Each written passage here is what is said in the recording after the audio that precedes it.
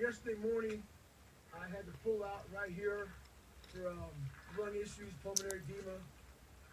Went to the hospital. I don't condone anything I'm doing right now for anybody. Howdy, my name's Kerry Ward. I am an ultra runner and I have been doing YouTube videos for a very long time. My videos generally see a couple million minutes worth of viewing every month, and I do long races like the Moab 240, which happened last weekend. There's a lot of attention put on the race this time, partially because of the involvement of David Goggins, who is everybody's favorite hard man. I myself am a fan, have his book Can't Hurt Me, listened to it on Audible while putting on quite a few miles on various runs myself. David Goggins ranting at me while I'm running out here in the snow in Muskoka. Books on audio are one of the best ways to get through a run, especially when it's something you're interested in. But he was involved in the race, which brought an additional level of attention and scrutiny to the race, which doesn't normally happen. The Moab 240 is a race that has had attention put on it in the past for a couple different reasons. The first year that it went on, which was 3 years ago, there were two things that happened that put an inordinate amount of attention on the race and basically crashed the tracking software because so many people were trying to get updated on what happened. And that was because of two things. One was Joe Rogan and Cameron Hanes had put some attention on the race because Joe and Cameron are buds. What's the percentage of people who start that thing versus complete it? I don't know. I think it's pretty high percentage, because if you line up for 200, you didn't just decide to do that. Right. You know what I mean? These people are crazy. They've put in a lot of training. And so if they're crazy enough, I mean, it's $1,000 to run it. So if they're crazy enough to pay the entry fee, line up there, they didn't just, it wasn't on a whim. It was, they've geared their life toward it. It's crazy too, because it's not 1,000 miles. I mean, it's not 200 miles on a flat track. No, it's mountains. Mountains. I mean, you know that 50,000 feet of ascent? Oh my God. That's, what is that, 2 Mount Everest? Jesus Christ. You know? What is Mount Everest, 30,000 feet? I think it's 26. Jesus. Something like that. Oh So, I mean, God. it's two of those. And, I mean, and it has that same, so it's 96,000 feet of change. So what that means is you're grinding up as much as you're hammering down. And that down breaks your quads down as, you know. You have to hard, slow yourself down. It's hard. Is this it? This is a video of it? Yeah. So that's the country that it's in. What is this guy doing? He's walking. Run, bitch. Yeah. What are you doing? Why are you walking? Well, there's like oh this. Oh my God, this is the country? Yeah, this is it? You can't run this. Wait a minute, hold on a second. Yeah. It's like this? Yes. Oh, fuck, dude. Hardest ultra in the USA. How do you know which way to go? How do you go, left or right? There'll be ribbons. Oh, so there's probably ribbons that'll mark. But this isn't, no, you're not on a bike trail. This is the hardest ultra in the USA? We need to document this. This is 200 miles of this. And if you try to run, here's what I learned with ultras. If you try to run where it's super steep, all you're doing is going to blow your legs out. Right. I mean, so Cameron Hanes is a bow hunter and a all-around stand-up guy who has been doing some of these events, and he's a friend of Joe Rogan's, and Joe was supporting him, and Joe's got 8 million bazillion Instagram followers and said, oh, go watch my buddy Cam in this race. So Cameron entered the race, and he himself has got a boatload of people who follow him because of his positive messaging. So, and just because I heard all these different people and personalities and spirits come together, and it's like so empowering. Without somebody to get, to organize it and get it going. Oh yeah, no. We wouldn't be running together right now. Nope. This little race suddenly had, which was the first time it had happened in a tiny town in the middle of Utah with maybe 130 people in it, had tons and tons of people looking at it. And it went under this additional level of scrutiny. That was the first thing that happened. Second thing that happened was Courtney DeWalter she'd been around for a while and actually had some pretty impressive performances, but this was, in my view, her coming out party. So everybody was looking to see Cameron Hanes, but guess who was also getting attention? Courtney DeWalter. So she ended up on Joe's podcast several times. Maybe 7, 8 years, but getting pretty competitive in the past couple of years. Wow. So how did you start out? The race? How did you start out running? Deservedly so. She's an amazing character, super interesting, super down to earth, just a really good person. So now David Goggins is in the race. I've got a lot of friends who are in the race. I know people involved because it's a small community. And I was watching what was happening, and I was kind of curious as to how David Goggins would go, because Michael McKnight this year had broken records in the previous two 200-mile races. The first one being Bigfoot, in which I paced my buddy Dax, who finished in a very impressive first 200 that he's done in 5th place. Ferns, these meadows, and the mist in the air, the dewdrops, and all the things. And then we come to a section like this. It is clearly not a well-traveled trail. But Michael McKnight cracked a new course record off in very impressive time. Second race of the Triple Crown is the Tahoe 200, and Michael Knight set a record again in the direction that it was run that year. Again, super impressive. And he was in Moab as well. So I knew this guy was fast. And there's tracking software that you can watch these races unfold, because everybody carries a little called a spot device that puts it on your shoulder, and it pings every now and then and gives a signal as to where you are. So you can follow where people go. It's not perfect, it's not ideal, but it gives you a pretty good idea of where things are. So I was watching the race and I saw David Goggins get an okay start, sensible, and then start working his way up through the crew until he was behind Michael McKnight in 2nd place early in the race, about a third of the way in, not even, or maybe right around 100 miles or something like that. And all of a sudden, his tracker goes off course and then disappears. So this is David Goggins' full history from the Moab 240 this year. And you can see this is the beginning here where he's on track and moving quite nicely, probably with the lead pack. And then he gets down towards, there's one little jump in data here. No big deal with that. Sometimes the tracker changes batteries, so it's just not registering.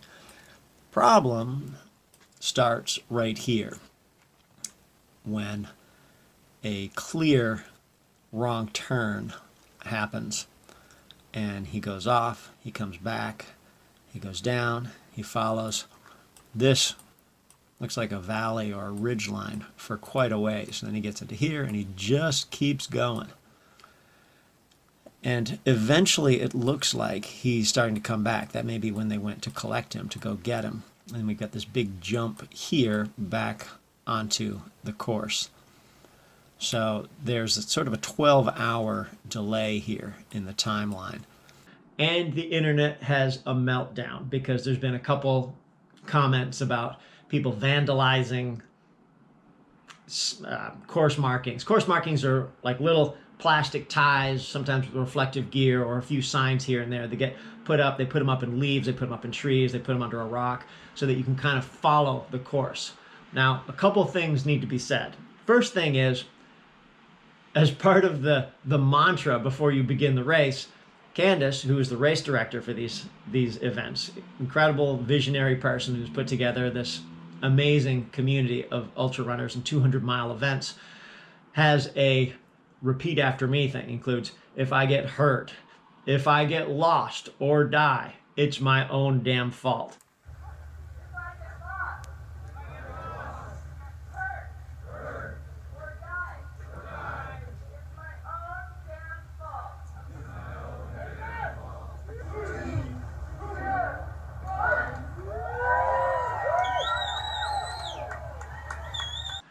One of the requirements for the race is that you have a GPX file, which is basically a map of all the little GPS coordinates that go the entire route, and you've got some type of device to read it. A lot of programs on phones can do it. You could do it on RunGo, you could do it on Gaia, you could do it on OSM, Backcountry.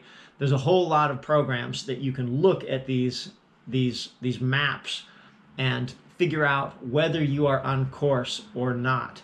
I did a race in Australia earlier this year called the Delirious West 200. And hilariously, it was the first time they ran this race, hilariously, 100 meters down from the start, the entire race took a wrong turn. At the very first point you could do it. Thanks, mate.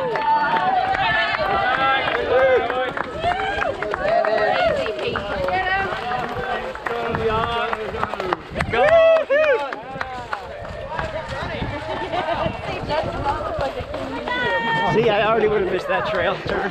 Yeah. The entire race went off in the wrong direction.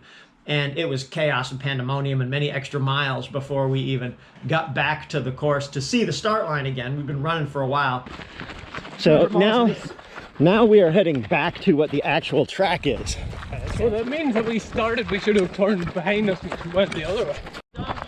So we were following other donkeys. We're sheep. Everybody, every single people. Oh, everybody went the wrong way. And that's the start right there. Brilliant. And I figured out in that race that GPX that I had on my phone was going to be like my Bible, because for the first 65 miles of the course, literally, I did not see an official course marking. There was a course marked, but it was not well marked. It was the Bibbulmun track in southwestern Australia. So everyone who enters this race is supposed to be able to figure out whether or not they're on course and which direction to go to. They even check it out, make sure everybody's got a device, make sure everybody's got a GPX file. So at the point David Goggins got lost, I believe he had a pacer with him, and he knew he was off, I believe, because if you don't see a course marker in a half mile or a mile, sometimes more often than that, you can pretty much be assured that your spidey senses should be going off, something's wrong. I've had this in races as well. When I did the Bigfoot the first time, there was a section that was almost not marked at all, that I hit at night with a couple people, and we got to a point where I couldn't believe this was actually part of the race. We were bushwhacking, climbing through bushes, going over trees, and just thinking, what on earth are we doing? Are we anywhere even close? We couldn't see markings forever. That section we were just in was the worst section I've ever seen as far as following in a race on a trail. There are three of us. Thank God there are three of us. I am just aghast. This is the trail, and you got to come around here. It's just logs and branches and stuff. We've been bushwhacking. It's insane. I can't imagine someone getting through here. Mm-hmm. We kept checking the GPX, and it's like, seems like we're close, so we'll just head it out in the right direction. So when David Goggins and his pacer went off, within charitably a half hour, an hour, half hour, even at slow ultra pace is usually at least a mile, hour, two, at his pace, probably 3-4 miles, maybe even 5 miles at that point, and you haven't seen a course marker, it's time to turn back and figure out what's going on. So there was some confusion. Everybody could see the tracker had gone offline, and Candace has somebody, the race director has somebody looking at everybody to make sure that if someone goes off or a tracker starts not moving, they go and figure out what's going on. So Candace herself went and tracked him down. And in the meantime, because of the internet and all the crazy stuff that happens, there's a crap storm of stuff happening. Oh my God, someone just vandalized the course. David Goggins, he's the hardest man in the world. He was picked up by Candace, and then he essentially took what looks like about a 12-hour break. This gives you the story here according to speed and time. Speed here, miles per hour, 5 miles per hour, roughly, a little under for the first 10 hours, and then flirting with 4 or 5 hours. Every time there's a dip here, like that, you're looking at an aid station, an aid station, an aid station. This is where he gets lost. He slows down a lot. And then there's this series of hours, up to about 37 hours, from about 25 hours, so 11 hours. He probably has a good night's sleep, chills out for a bit, decides he's going to jump back in again, and starts out at a pretty good pace. Like this pace right here is impressive, close to 5 miles an hour, which means he's probably running slowly if you're counting. If you're an actual runner, that converts to like a 12-minute mile, and occasionally a little faster. And then to his credit, he decided, you know what, I'm going to move on with this. I'm going to still keep going. At that point, he dropped from 2nd place to about 79th place, I believe. And then he worked his way up through the crowd again. And this is quite a ways into the race. The race itself, the winner finishes in about 60 hours. The slowest of the race finish in almost double that time. So you're talking about a period of days between when the first person comes in and the last person comes in. So David Goggins having a 12-hour break in there still put him in the middle of the field. And then he started moving again, and moving really well, and moving through various other runners and working back up to, I think, about 8th or 9th place. I know because my buddy Dax, who I was following, was the next person in front of him, when a couple days later, up in the mountains, he had HAPE, H-A-P-E, high altitude pulmonary edema. And I don't know if it was self-diagnosed or whatever, but he's having trouble breathing. He was having trouble. He had fluid in his lungs. It was really struggling to move forward at all. And opted, as he should have, to exit the course and go seek medical help. So you see his tracker, again, go off course for a little bit, and then they shut it off, disappear. And then he continues around after that break and continues his way up into the LaSal Mountains. Here's where you have the highest altitude in the course. And eventually, just coming down actually from the tall altitude, he exits the course here and goes into the hospital for HAPE, high altitude pulmonary edema. The mountains, just before he quits, he's slowed down to, it looks like, 1.5 to 2 miles an hour. So he's doing, walking, by the way, is 20 minutes on flat ground with elevation that can go up to 30, maybe a little bit more. And he's probably flirting with that there. He comes down and leaves the course. So that's the story of his race according to the stats. And at that point, he is disqualified from the race, as he should have been. Now, before David Goggins entered this race, I saw his Instagram post talking about, which I liked a lot, talking about recertification. Recertifying, in his view, is something that happens with pilots. It happens probably with doctors and certain professions where you have to be up to date. And if you're a certified badass, recertification has to happen every now and then. If you're a doctor, a lawyer, a teacher, a medic, all kind of different professions in life, you have to recertify every fucking year. If not every year, every couple years. Almost every job in the world has to recertify. There's different kind of tools and knowledge that comes out. Everything is constantly evolving. As human beings, we are evolving. So you get those CEUs. So right now I'm at Moab 240. You gotta also certify or recertify as a fucking savage. So I had a hard life growing up. My life is good now. Don't need to do this shit. It's time to recertify as a savage. Stay hard. I relate to that, not that I'm on his level in any way, but I, every year, 2 years, year and a half, something like that, feel like I gotta put something out in the calendar just to stay current, to feel like I'm doing something with meaning. I'm recertifying myself, if you will, as an ultra runner or as an adventurer. So that's one of the reasons I did the Delirious West last year, which was an interesting experience, because I wanted to, again, to get this recertification. So I like that he jumped in again after 12 hours and decided, hey, I said I was gonna do this, I've still got to recertify, I'm still in the race, I'm gonna go.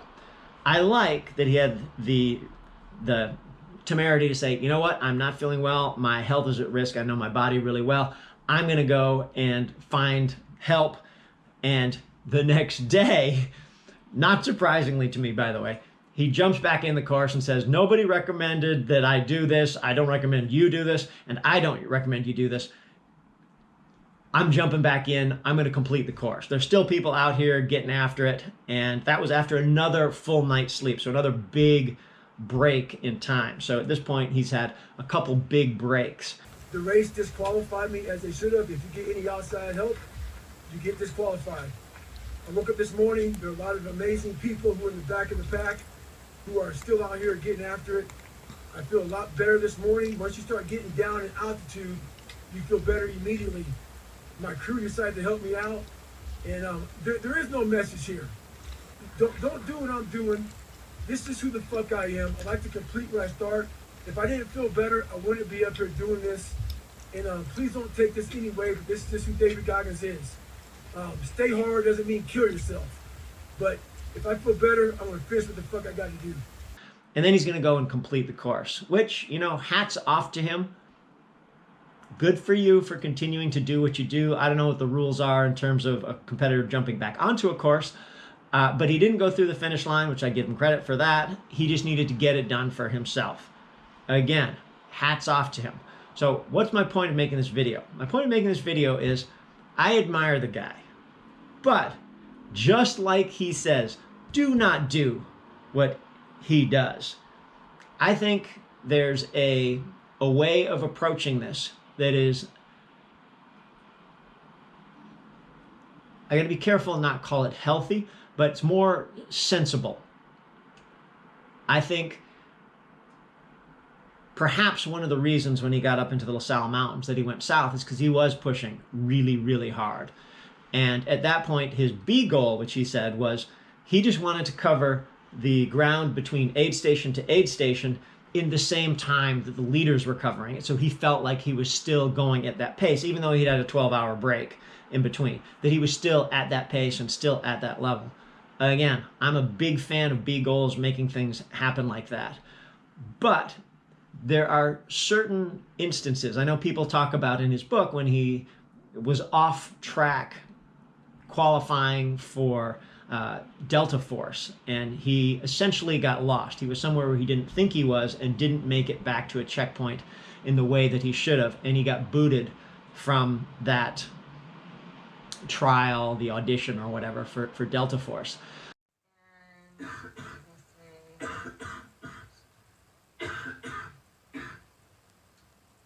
And how was this getting lost here versus getting lost in Delta selection? Ah! Motherfuckers. Yeah, so this is very different. Delta selection was me daydreaming. I was dreaming about being in Delta, and I was at like the last phase, and I was already in Delta before I made it, so my mind got away from me.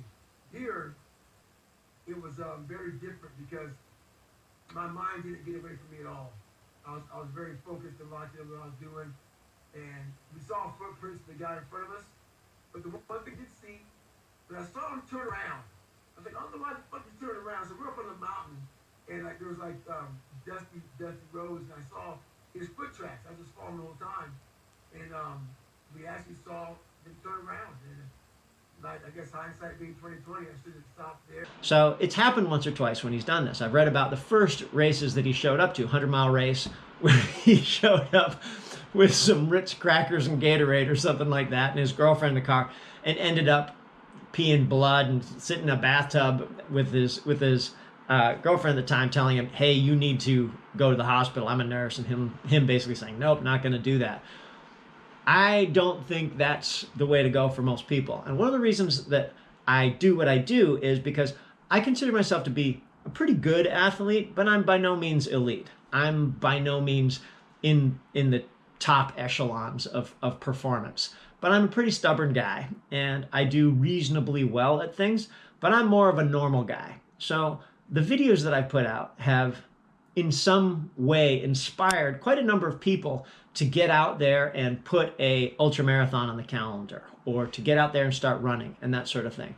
And I think it's a little bit more realistic and relatable, instead of thinking, I'm gonna keep my head down and go 100 miles an hour like David Goggins. Even if I'm lost, I'm gonna go so far, and I'm gonna commit so bad that someone's gonna have to come get me. Then I'm gonna come back, and I'm gonna go until I get high altitude pulmonary edema, which is no joke, man. I've done a lot of altitude stuff, and that is a thing you do not want to mess around with. So him going back up into altitude when people have basically said you shouldn't even be flying for a while, that's potentially questionable. I can't think, and he to his credit, doesn't say, hey, you should do this too. He says, I'm doing this, I'm taking my own responsibility. I know that's the thing to do.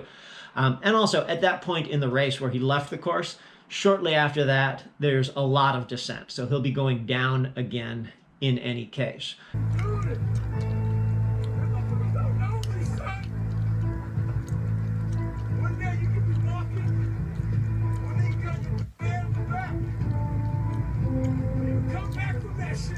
But the video that he showed afterwards was him basically hacking, and you can hear it in his voice. his lungs are congested. Things are not at 100%. I feel really amazing. You're making great speed. I'm making good time. I have 110 hours to complete this race. As you all know, most of you know, I was out here in Moab, in Utah, doing a 240-mile race, and got lost in the beginning of the race about a mile, it was about 111? 109, 110, Yeah, 111. About 10.9 it was exactly. There was a marker that obviously was blowing down and something hit it. So I went 16 miles off course. No cell signal. No cell service. And your downloaded GPS doesn't. Nothing worked for me out there, so I was lost for a long time. So it was about 14 hours total that I was off course.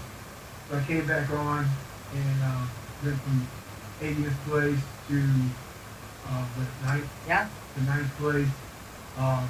Trying to track down people and just trying to find different goals, different strategies, different lift things. And I've never felt this before. But at mile 167. Yeah. Yep. I picked up my pace at mile 167. It's a pretty rocky climb. Tracking down people, running well. I had Jennifer, my fiance, pacing me for 27 miles. We ran through this section on record pace. Came through, still feeling great. And once I got the aid space, I sat there about 10 minutes, eating as much food as I can. Rolling out from 167 to 182 was this section here. I got to 180. Well, I got to 167.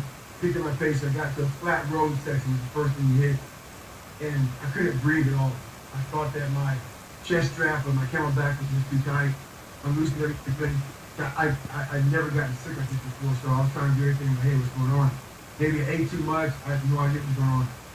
So I get to the first climb and I'm totally out of breath. So this section was 17 miles. And so I stepped it out, didn't know what was going on still. When I sat down to get more food at the next aid space in mile 182, I felt better when I sat down, got up, got the next pacer, and I got about a quarter mile out. I was horrible. Lungs, bad, everything choking me out, but I said, you know what, maybe it'll go away. So just kept on going. This was another 17-mile section. I got to mile 2, and so I would walk about maybe a quarter mile, and I just lean over. Walk a quarter mile, lean over. I did this for about 15 miles. Yeah. So I did this about 15 miles. So I was just literally felt like I was dying. And obviously, my alveoli was just shut down. And long story short, we got cell service out there and called my crew. My crew had to call medical. Medical came down there. I actually walked out under my own power, and they gave me a decision to make. Basically, if you go get any medical treatment, we're gonna, disqualify you. Yeah. Yeah, so I leave the course, they disqualify me. I'm like, hey, can I leave? Just get something to open up my lung, something. And so that was a big no-go, but I made the decision to, even though my crew tried really hard to make sure, hey, can we get him back on course? The guy was off course 15 miles, came back, and wants to finish this race. So, but the race director, did the right thing by disqualifying me. And I spent some time in the hospital at about 5 o'clock. And they let me go about 9 or 10 o'clock this morning. And we had a whole bunch of emails, a whole bunch of text messages. And this is just basically to tell you all that I am alive. I am still doing well. His lungs are congested. Things are not at 100%. But these contests very much strip down every layer until it's just that. What's left? What do I have left to give? How can I potentially keep moving forward and survive? How do I get past or bypass these issues that I've had when I ran out of water, when I threw up all my calories, when my blister got so painful I couldn't deal with it, when my knee went south, when I fell down, when I fell asleep on the trail, when I got off course, when something happened, when it was freezing and the bladder hose on my camelback froze, as mine did in Moab and in various places. What do? You just keep moving forward. So the reason again for making this is just to provide a little bit of clarity on what happened, because I feel like a lot of people were potentially uninformed when it comes to things like the course marking. Marking 200 miles of remote single track terrain in the middle of nowhere is no joke. When we did Moab, there were huge sections up in the LaSal Mountains actually where David Goggins got pulled off the course. Course marking had just disappeared, and it turns out there's cows out there who are pretty attracted to the bright colored plastic, and they'll actually chew it up, pull it off, and it just disappears. So we picked up my buddy Todd Backman, who was just wandering around lost in the snow. I had my pacer rather, Dylan, with me, and we had the GPX on the phone. So when we saw him, he's like, "Oh my gosh, what are you doing out here?" This might be the first hiker we've seen. Oh no. It's Todd. How you doing? I'm lost. Well, you're back on. Well, I can't find where the trail is. There was a section of extremely sparse marking back there. Yeah. Do you have the GPX on your phone? I do. It's not making sense? But it's not making much sense here. So you've got to very much take responsibility for where you are on these courses, and you have to count on the fact that sometimes course marking is going to blow away, get trampled, get hassled, something's going to happen. So that's a thing. Oftentimes it's not malicious, it's just cows. Or it's the first one that I did, which was the Fat Dog 120, gophers, groundhogs, take them and run away. And I got lost for a pretty good chunk of time. A couple of us did, because we saw a marker that had been dragged off by a gopher or a little groundhog or something and put out in the middle of the field. We're like, oh, we'll go that direction. And then we were off course for quite a while. That's just par for the course. And also, jumping back in after you have been DQ'd may be a little controversial. Hats off to him for finishing what he started. I completely get that. I completely understand that. I didn't withdraw from the Delirious earlier this year, even though I was feeling nauseous, and it was 95 degrees, 34 degrees, 35 degrees Celsius, 95 degrees Fahrenheit, and humidity was off the charts, which is not what I was expecting for this race. I'd been training in snow, so my body was shutting down. And I was in a position where I was like, I'll just keep moving forward as I can. And my whole race sort of changed around from, I think I can be pretty competitive, to I'm going to survive this thing and get through it no matter what. So in that situation, I didn't need to be taken apart and fed IVs and taken to the hospital and that sort of thing. I just kept going.